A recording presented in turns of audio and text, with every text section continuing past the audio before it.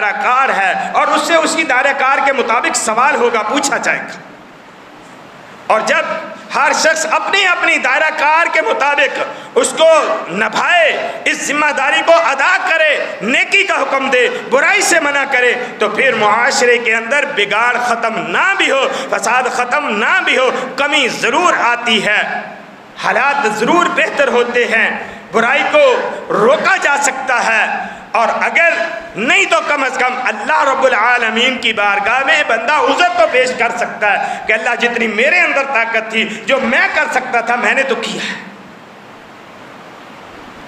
اسی لیے رسول اللہ صلی اللہ علیہ وآلہ وسلم نے فرمایا، من رعا منکم منکرا فلیغیرہ بیدہ، جو تم میں سے برائی کو دیکھتا ہے وہ اس برائی کو اپنے ہاتھ سے روکے، اپنے ہاتھ سے منع کرے۔ اور یہ برائی کو ہاتھ سے منع کرنا یہ کس کی ذمہ داری ہے؟ با اختیار لوگوں کی ذمہ داری ہے، حکومت کی ذمہ داری ہے، حکومتی اداروں کی ذمہ داری ہے۔ لیکن ہمارے معاشرے کے اندر تو جو بھی بگاڑ ہے اس کی سرپرستی حکومتی ادارے کرتے ہیں۔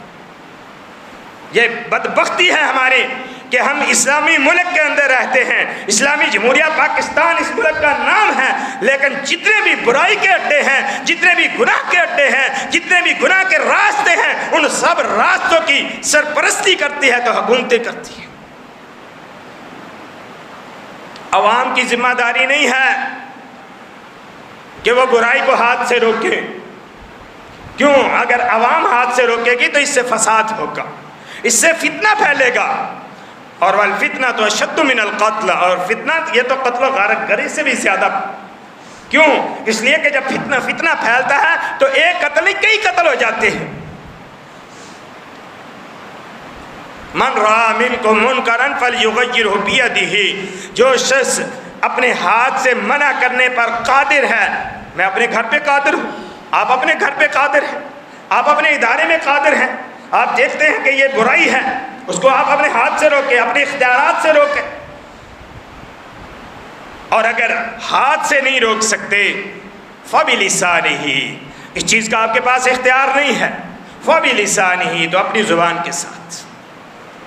اور کبھی انسان جذبات میں اپنے اختیارات سے تجاوز کرتا ہے، جو اس کے بس میں نہیں ہے، جو اس کے اختیار میں نہیں ہے، اس سے آگے گزرتا ہے اور نتیجہ اس کا برا نکلتا ہے۔ مجھے ایک واقعہ یاد آ گیا، ہم پنجاب میں مامو کانجن میں اپنی جماعت کا بہت بڑا ادارہ ہے، وہاں زیر تعلیم تھے۔ قریبی ایک چھوٹا سا شہر ہے کنجوانی، جو ساتھی جانتے ہوں گے اس علاقے کو۔ یہاں سے کچھ طالب علم نئے نئے پڑھنے کے لیے آئے، انہوں نے آ کر شعبہ کتب میں داخلہ لیا، پڑھنا شروع کیا۔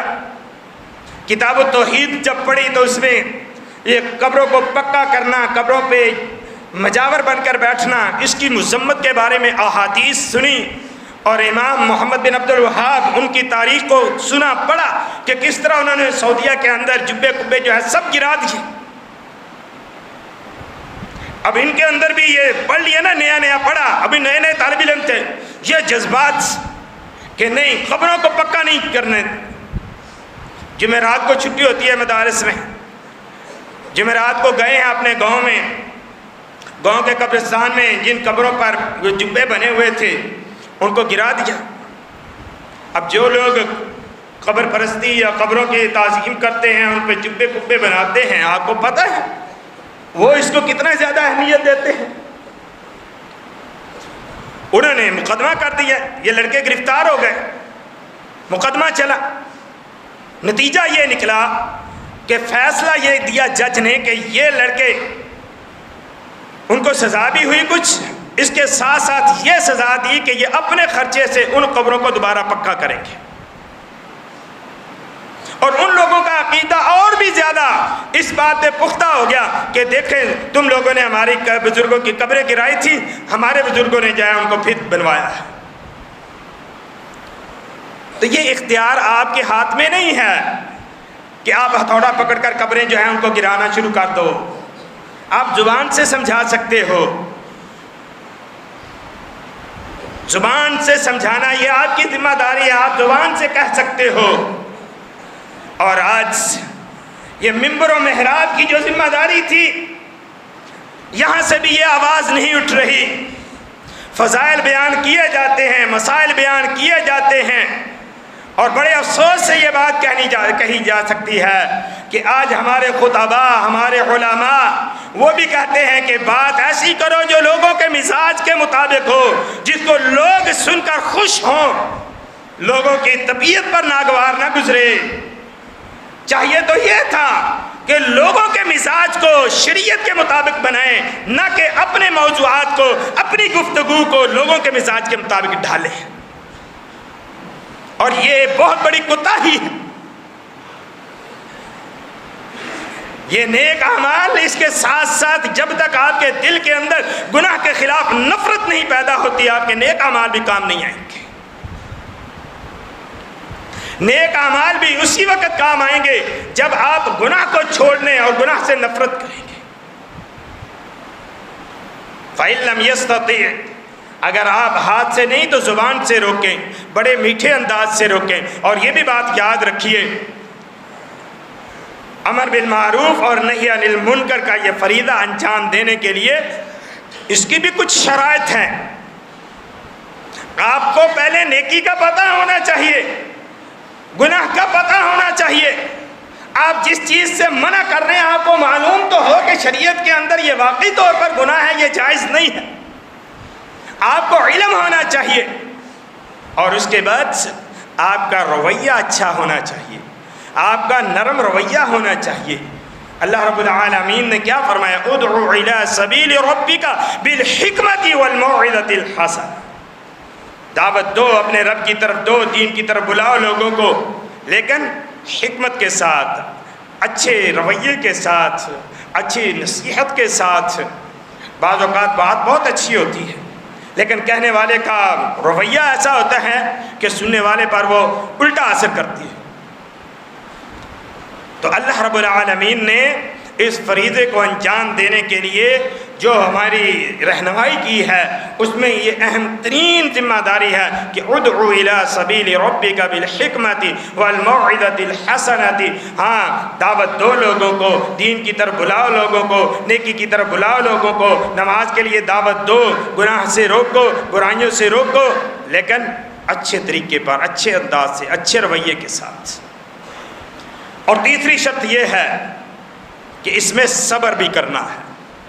ظاہر ہے جب آپ کسی کو منع کریں گے، آپ کا وہ ساتھی ہے، آپ کا کلاس فیلو ہے، اس کے اندر آپ کوئی خامی دیکھتے ہیں، آپ اس کو روکتے ہیں، وہ آگے سے آپ کو باتیں سنائے گا، تو ایسی صورت میں آپ کو صبر کرنا ہے، اپنے آپ پر ضبط کرنا ہے۔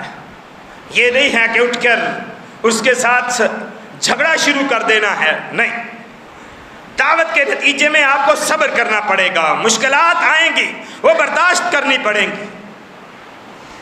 فَإِن لَّمْ يَسْتَطِعْ فَبِقَلْبِهِ، اگر آپ زبان سے بھی کہنے کی طاقت نہیں رکھتے، آپ کے پاس علم نہیں ہے، آپ کے پاس جرأت نہیں ہے، آپ کے پاس انداز نہیں ہے، آپ زبان کے ساتھ برائی کو نہیں روک سکتے، فَبِقَلْبِهِ، تو آپ اپنے دل سے برائی کو برا جانیں، دل سے روکیں، دل سے منع کریں۔ آپ کے دل کے اندر برائی کے خلاف نفرت تو ہو۔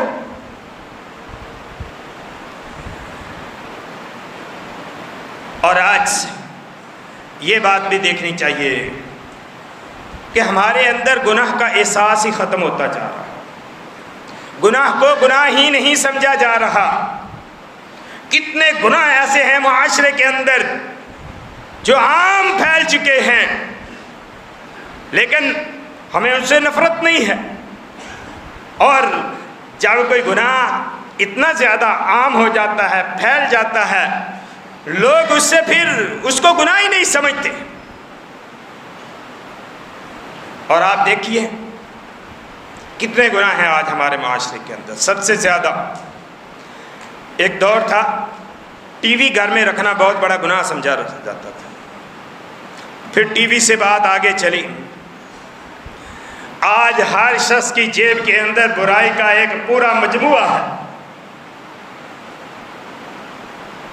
لیکن کوئی برا نہیں سمجھتا اس کو، اور اس کے ذریعے فحاشی، عریانی اور کیا کچھ پھیلایا جا رہا ہے۔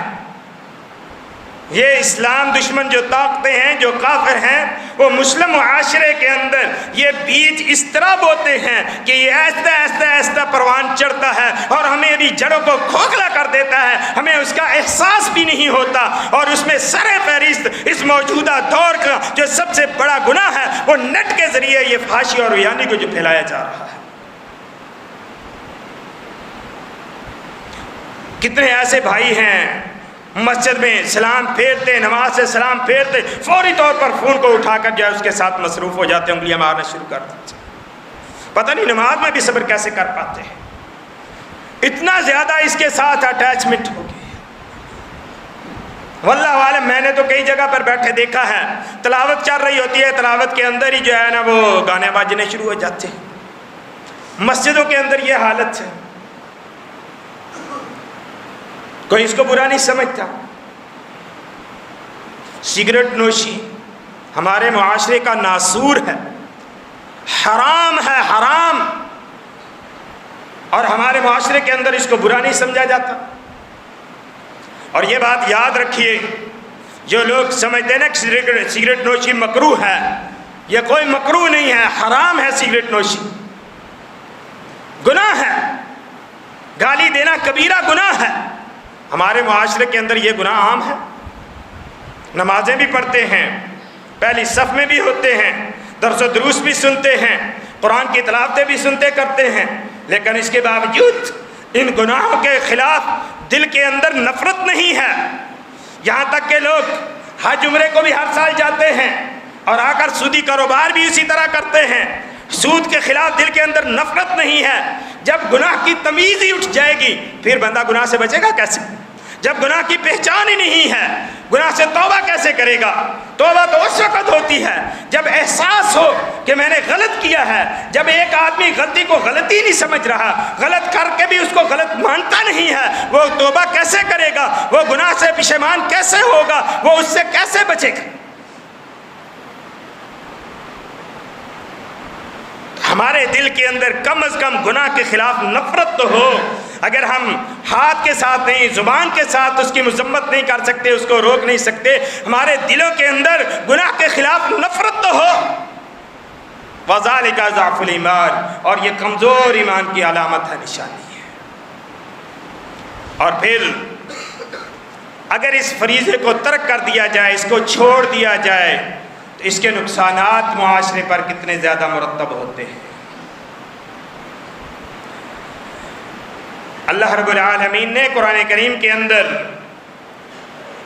بنی اسرائیل کی مثالیں دی ہیں، اور رسول کریم صلی اللہ علیہ وآلہ وسلم نے فرمایا ان اول ما دخل النقص فی بنی اسرائیل، سب سے پہلا جو نقصان بنی اسرائیل کے اندر جو کمی داخل ہوئی وہ کیا تھی، جو کوتاہی ان کے اندر آئی؟ یلقى الرجل الرجل، آدمی دوسرے اپنے آدمی کو ملتا، اپنے قوم قبیلے کے ساتھی کو ملتا، دیکھتا وہ گناہ کر رہا ہے، اس کو منع کرتا کہ چھوڑ دے، یا ھذا اتق اللہ، اللہ سے ڈر جا، چھوڑ دے اس گناہ کو۔ جب دوسرے دن دیکھتا کہ وہ اسی گناہ پہ لگا ہوا ہے، نہیں چھوڑا، فرمایا یہ اس سے پیچھے نہیں ہٹتا تھا، یہ اس کی دوستی کو چھوڑتا نہیں تھا،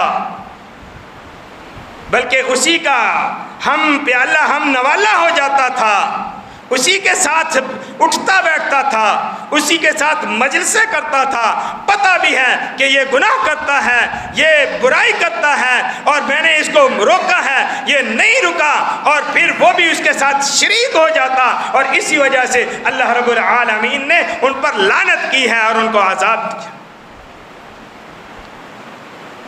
لعن الذین کفروا علی بنی اسرائیل علی لسان داود کانوا لا یتناہون عن منکر، ان لوگوں پر لعنت کی گئی ہے داود علیہ السلام کی زبان پر کہ جنہوں نے اللہ رب العالمین کا کفر کیا، برائی کو اپنے سامنے دیکھتے ہوئے وہ روکتے نہیں تھے، منع نہیں کرتے تھے۔ اور رسول کریم صلی اللہ علیہ وآلہ وسلم نے کیا فرمایا؟ والذی نفس محمد بیدہ لتأمرن بالمعروف ولتنہون عن المنکر او لیوشکن اللہ ان یبعث علیکم عقابا منہ ثم تدعون فلا یستجاب لکم۔ قسم ہے اس ذات کی جس کے ہاتھ میں میرے محمد کی جان ہے، ضرور ضرور تم نیکی کا حکم دو گے اور برائی سے منع کرو گے۔ اگر تم نے اس فریضے کو چھوڑ دیا، اگر تم نے اس کام کو نہ کیا تو نتیجہ کیا نکلے گا؟ لَيُوشِكَنَّ اللَّهُ، قریب ہے کہ اللہ تبارک و تعالیٰ کی طرف سے سزا آئے، عقاب آئے، پکڑ آئے، عذاب آئے، اور پھر تم اللہ تبارک و تعالیٰ سے دعائیں بھی کرو، اللہ تمہارے دعائیں کو بھی قبول نہیں کرے گا۔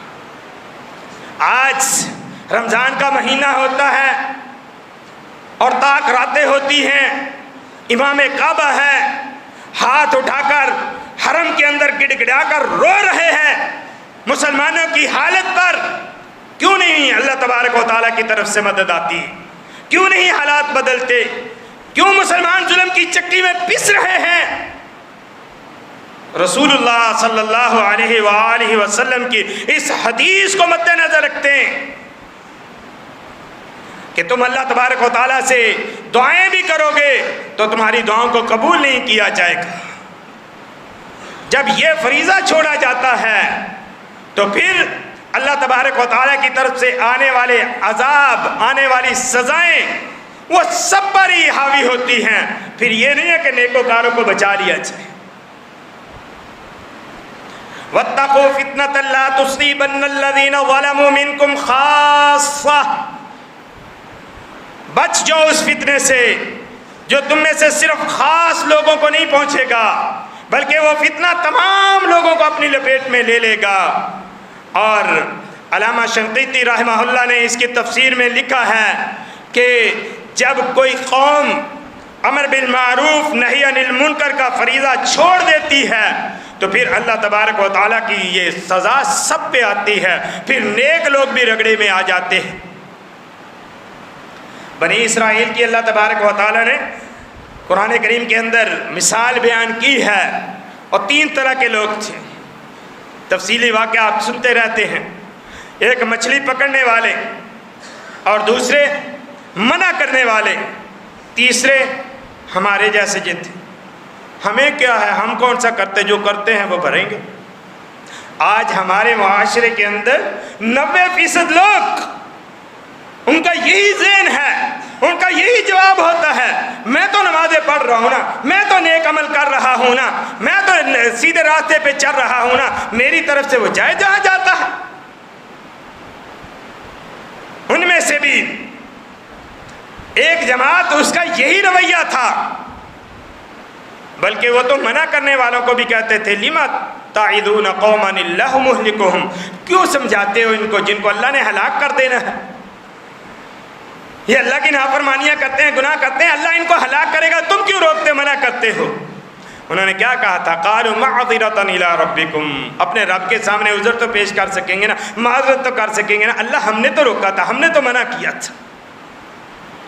تو جو شخص برائی سے روکتا ہے اللہ تبارک و تعالیٰ کے سامنے کم از کم وہ عذر تو پیش کر سکے گا نا کہ اللہ جتنا میرے بس میں تھا، جو میرے اختیار میں تھا، ہاتھ سے میں نہیں روک سکتا تھا، میں زبان سے کہہ سکتا تھا، میں نے زبان سے کہا ہے، اور زبان سے بڑے پیار کے ساتھ کہو، ایک بار نہیں کہو، بار بار کہو، تو کم از کم اللہ کی بارگاہ میں عذر پیش کر سکو گے۔ اور اگر بندہ زبان سے بھی نہیں، صرف یہی سمجھتے ہوئے کہ جو کرے گا وہ بھرے گا، تو پھر نتیجہ کیا نکلا؟ اللہ تبارک و تعالیٰ نے وہ لوگ جو نیوٹرل ہو کر بیٹھ گئے تھے کہ نہ ہم کرتے ہیں نہ منع کرتے ہیں، نہ ہم مچھلی پکڑتے ہیں اور نہ مچھلی پکڑنے والوں کو منع کرتے ہیں، اللہ نے پکڑنے والوں کو بھی اور نہ پکڑنے والوں کو بھی دونوں کو ہلاک کر دیا۔ اور وَأَنْجَيْنَا الَّذِينَ يَنْهَوْنَ عَنِ السُّوءِ، نجات اللہ نے انہی کو دی، بچایا اللہ نے انہی کو جو ان کو اللہ کی اس نافرمانی سے روکتے تھے۔ تو تو اگر ہم دنیا میں نجات آخرت میں نجات چاہتے ہیں تو یہ اس کا فائدہ ہے کہ اللہ کی رحمت بھی حاصل ہوتی ہے۔ جب امر بالمعروف نہی عن المنکر کا فریضہ ادا کیا جاتا ہے اپنے اپنی حدود کے اندر رہتے ہوئے تو اللہ کی رحمت شامل حال ہوتی ہے، کامیابی ملتی ہے، معاشرے سے بگاڑ فساد ختم ہوتا ہے، برائی کا لیول کم ہوتا ہے۔